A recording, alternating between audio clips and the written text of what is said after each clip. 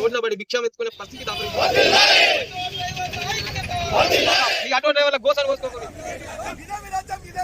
జిల్లాలో దాదాపుగా 12,000 కుటుంబాలు ఆటో నడుపుకొని ముట్టడికి కూడా సిద్ధంగా ఉన్నామని చెప్పి ఈ సందర్భంగా రేవంత్ రెడ్డికి చేతులెత్తి మొక్కు రోడ్ల పడి బిచ్చం ఎత్తుకునే పరిస్థితి వచ్చింది. మీ ప్రభుత్వానికి మంచిది కాదని చెప్పేసి కూడా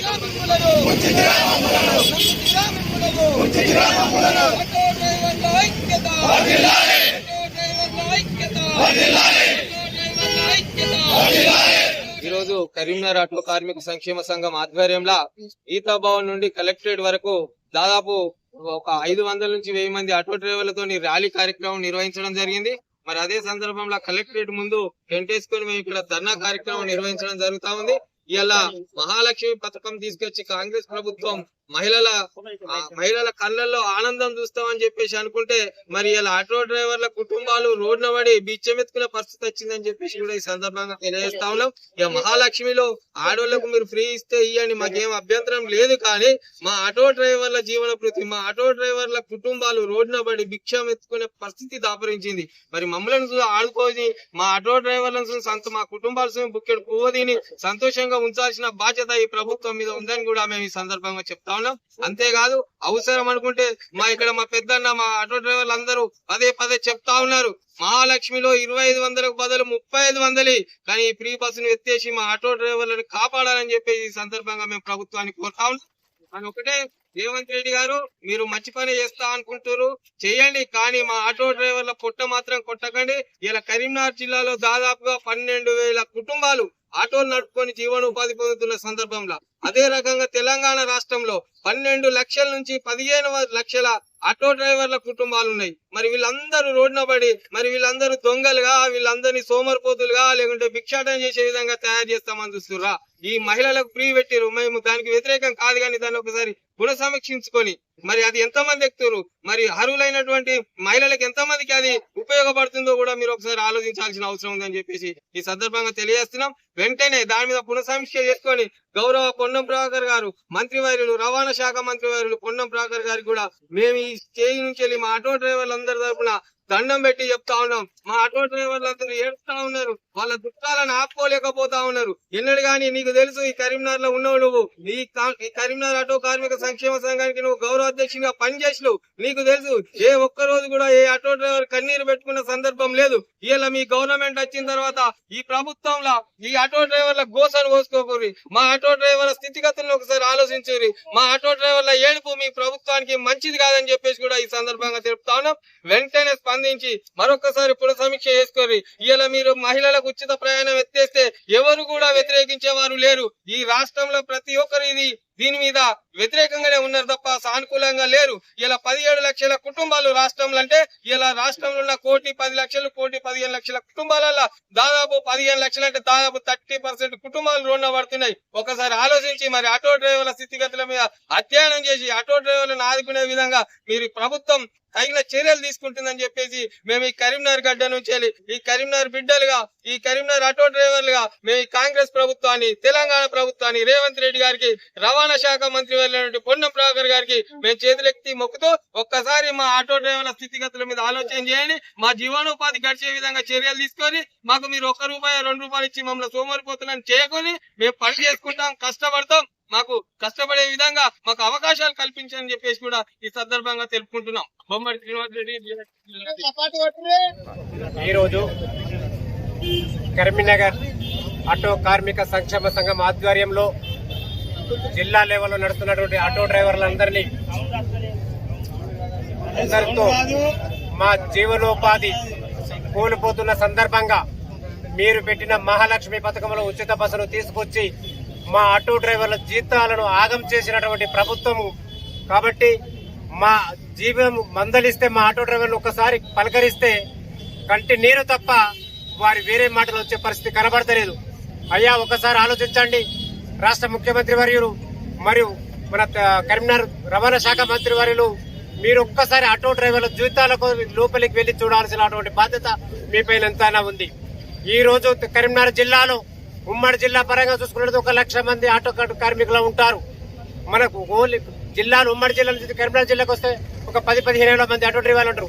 అంటే ఒక కుటుంబం వెనుక ఒక ఆటో డ్రైవర్ వెనుక తల్లి, తండ్రి, భార్య, పిల్లలు ఒక 5-6 ఆధారపడి వీళ్ళ ఆటోనే నమ్ముకొని చదువుకొని ఎన్నో ఉన్నత చదువులు చదివి కూడా ఉద్యోగాలు రాని పరిస్థితుల్లో ఫైనాన్స్ల మీద ఆధారపడి 10,000-20,000 రూపాయలు డౌన్ పేమెంట్ కట్టుకొని కిస్తీలు కట్టుకుంటూ ఆటోలు తీసుకొని నడుపుకుంటే ఈ రోజు 9వ తారీఖు నాడు మీరు ఉచిత బస్సులు ప్రకటిస్తే ఇవాళకి 21 రోజు మా వాళ్ళు ఈ రోజు వరకు ఒకవేళ ఉచిత బస్సు లేనట్టుంటే రోజుకు 1,000 రూపాయలు 20,000 సంపాదించే వాళ్ళు ఈ రోజు కనీసం ఒక 1,000 రూపాయలు 2,000 కూడా కనబడని పరిస్థితి.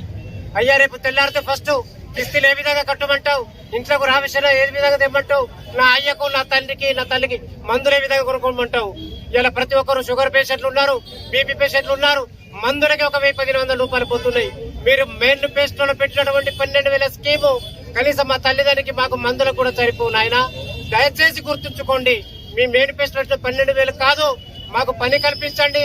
లేదా మా ఆటో కార్మికులు మా సోదరులు చెప్పిన విధంగా మహాలక్ష్మిలో మహిళకు 2,500 బదులు 3,500 బస్ ఫేర్స్ కింద 1,000 రూపాయలు ప్రకటించండి. బస్ ఫేర్స్ కింద 1,000 రూపాయలు మీ ఇంటి అవసరాలకు 2,500, 3,500 ఇస్తున్నాము టికెట్ కొనుక్కొని పోవడానికి. మహిళలు ఎక్కడ కూడా వెనకాడతలేరు. కానీ ఈ రోజు ఉచిత బస్సు ఎవరికి ఉపయోగపడుతుంది? పేదవారికి ఉపయోగపడతలేదు. మరి ఉన్నతంగా ఉన్న వాళ్ళకే మంచి ఉద్యోగస్తులకు ఒక్కొక్కరి 1,00,000 రూపాయలు 1,50,000 ఉన్నట్టు ప్రతిరోజు ప్రయాణం చేస్తున్నటువంటి మహిళలకు మాత్రమే ఉపయోగపడుతుంది. ఇలా పేదవారు వ్యవసాయాన్ని వదిలిపెట్టి కూలి పనులు వదిలిపెట్టి బస్సులలో తిరిగే పరిస్థితులు లేరు. వాళ్ళు ఏదో ఒక రోజు పోతే నాకు 500 కూలీన పోతుందని బాధపడుతున్నారు తప్ప నువ్వు పెట్టినట్టు ఉచిత బస్సు కొరకు ఆశపడడం కాదు. దయచేసి గమనించండి, పేదవారు ఎంతవరకు బస్సులు వాడుకుంటారు, ఎవరు ఎక్కువ బస్సు పడుతూ గమనించాలి. ఇలా ఉన్నత సంపన్న వర్గానికే బస్సు ఎక్కువ అవసరం, కానీ పేదవారికి కాదు. కానీ ఆ పేదవారికి సాయం చేయకుండా ఉన్నత వర్గానికి చేసి పేదల మీద ఆటో డ్రైవర్ల కడుపులు కొట్టకండి, మా జీవితాలను నాగం చేయకండి, మమ్మల్ని ఆత్మహత్య చేసుకునే పరిస్థితి తీసుకురాకండి. ఈ రోజు మా ఆటో డ్రైవర్ ఆత్మహత్య చేసుకుంటే ఈ గోసా ఈ క్షణం మీ ప్రభుత్వానికే తలుగుతుంది. ఏ ఒక్క ఆటో డ్రైవర్ ఆత్మహత్య చేసుకున్న దానికి బాధ్యులు ఈ రోజు ఉన్నటువంటి రాష్ట్ర ప్రభుత్వమే. కాబట్టి దీనికి బాధ్యతగా వ్యవహరించి ఈ వారం 15 రోజుల తొందరగా మాపై సరైన నిర్ణయం తీసుకొని మాకు సరైన ప్రకటన చేయవలసిందిగా ఈ రోజు రాష్ట్ర ప్రభుత్వాన్ని, రవాణా శాఖ మంత్రిని, మంత్రివర్యులను చేతులెక్కి మా ఆటో డ్రైవర్ల తరఫున కోరుకుంటున్నాం. మధ్యల రాజేందర్, కరీంనగర్ ఆటో యూనియన్ అధ్యక్షుడు. ఈ రోజు కరీంనగర్ ఆటో కార్మిక సంక్షేమ సంఘం తరఫున గీతాభవన్ నుండి కలెక్టరేట్ వరకు ధర్నా కార్యక్రమం మరియు కలెక్టర్ వద్ద నిరసన కార్యక్రమం ఏర్పరచుకున్నాము. కనుక దయచేసి రేవంత్ రెడ్డి గారికి మేము ఒకటే విన్నపం చేస్తున్నాం. నాయన, ఏదో మా ఆటో డ్రైవర్లు నువ్వు సంవత్సరానికి 12,000 ఇస్తా అంటే ఆశపడి ఓటేసిర్రు. వేసిర్రో ఏలేదో భగవంత్ గారికి అది నీకు కూడా తెలుసు. కాబట్టి దయచేసి రేవంత్ రెడ్డి గారు, ఈ ఉచిత బస్సు మహిళలకు మీరు పెట్టడానికి మేము వ్యతిరేకిస్తలేము. మా ఆటో డ్రైవర్లకు కూడా నెలకు 20,000 రూపాయలు జీతం ఇచ్చి ప్రతి ఆటో డ్రైవర్ ను ఆదుకునే కొరకు మేము నిరసన కార్యక్రమం చేస్తాం. రేపు మున్ముందు జరగబోయే అసెంబ్లీ ముట్టడికి కూడా సిద్ధంగా ఉన్నామని చెప్పి ఈ సందర్భంగా రేవంత్ రెడ్డికి హెచ్చరికలు కర్ణాటక ఆటో కార్మిక సంక్షేమ సంఘం తరఫున హెచ్చరిస్తున్నాం. దయచేసి రేవంత్ రెడ్డి గారు, మా అధ్యక్షులు వారు చెప్పినట్టు, మా బీఆర్టీ అధ్యక్షులు చెప్పినట్టు 2,500 ఏదైతే మహాలక్ష్మి పథకం కింద వాళ్ళకి ఇస్తున్నావో ఇంకో 1,000 రూపాయలు ఎక్కువ ఇచ్చి ఉచిత బస్సును ఎత్తివేయాలని చెప్పి ఈ సందర్భంగా కరీంనగర్ ఆటో కార్మిక సంక్షేమ సంఘం ప్రధాన కార్యదర్శి బండా సంపత్ పటేల్ మీ గౌరవ శ్రీ ముఖ్యమంత్రి గారికి హెచ్చరికలు పంపుతున్నాం. దయచేసి ఉచిత బస్సును వెంటనే ఎత్తివేసి ఆటో డ్రైవర్లను ఆదుకోవాలని చెప్పి ఈ సందర్భంగా విన్నవించుకుంటున్నాం. జై తెలంగాణ.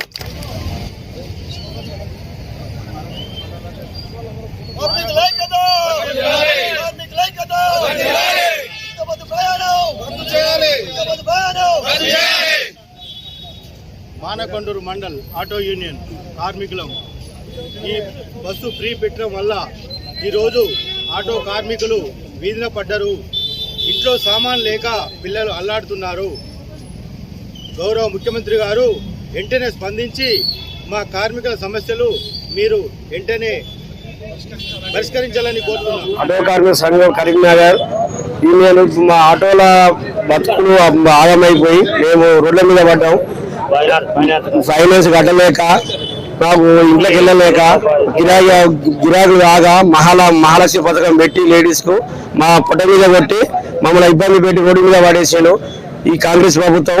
మమ్మల్ని దయచేసి ఇందిరమ్మ, రాహుల్ గాంధీ, ఈ మన రేవంత్ రెడ్డి గారికి వేరే నమస్కారాలు చెప్పి మేము కోరుతున్నాం, మంచి చేయాలని కోరుతున్నాం.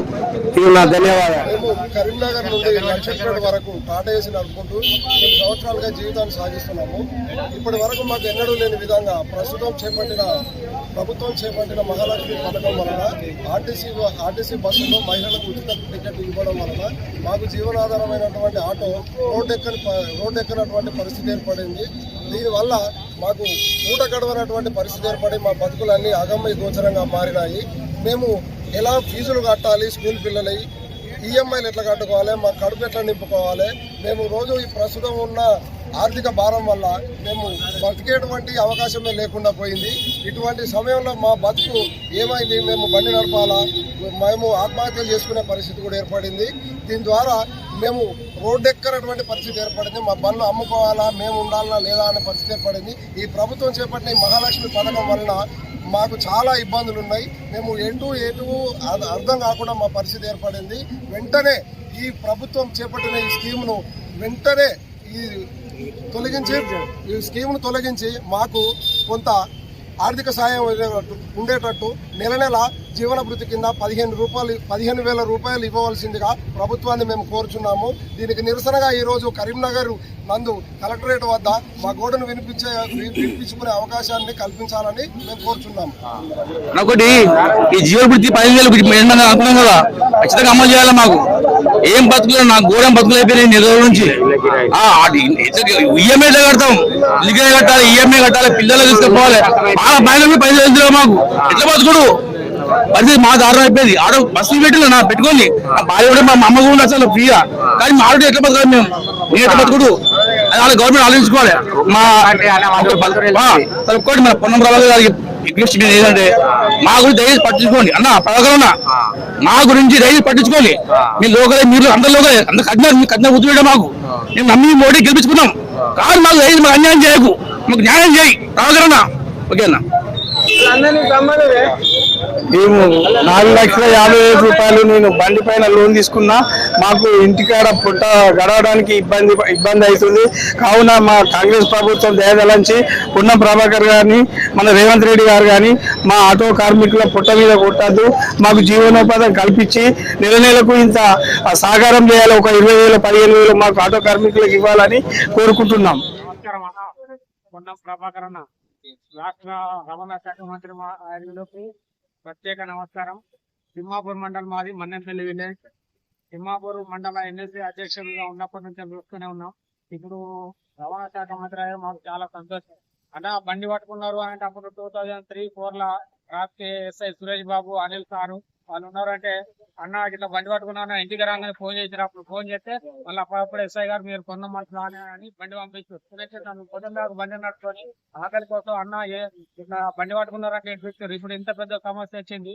దీన్ని ప్రత్యేకించి తిమ్మాపూర్ మండలం మన్నెంపల్లిలా దత్తా తీసుకున్నారంటే మీకోసం మర్యాదగా వచ్చి ఒకసారి కలుద్దాం అనుకుంటే మాకు టైం దొరుకుతారు. అంతకుముందు కలిసినట్టు మంత్రి వాళ్ళు కనబడలేకపోతున్నా. కొంచెం దయచేసి మా మీద దయ ఉంచి ఈ మహిళా పథకాన్ని బంద్ పెట్టి మమ్మల్ని ఆడుకోవాలని అప్పటి నుంచి ఇప్పటిలాగానే మీరు ఎట్లా ఉన్నారో మేము కూడా స్కూల్ పిల్లలకి 20 ఏళ్ళ బట్టి కాలేజ్ పిల్లలకు స్కూల్ పిల్లలు నడుస్తున్నాం. మీరు ఎట్లున్నారు, మేము కూడా అట్లనే ప్రజల్లో నమ్మకంగా ఉన్నాం, మంచిగా కాపాడుకుంటున్నాం. మమ్మల్ని మీరు కొంచెం తరపులో ఎట్లా చూసుకోవాలి, రోడ్డు మీద తిరిగేటోళ్ళు నాటి దయచేసి ఆడుకోవాలి. థ్యాంక్ యూ అన్న.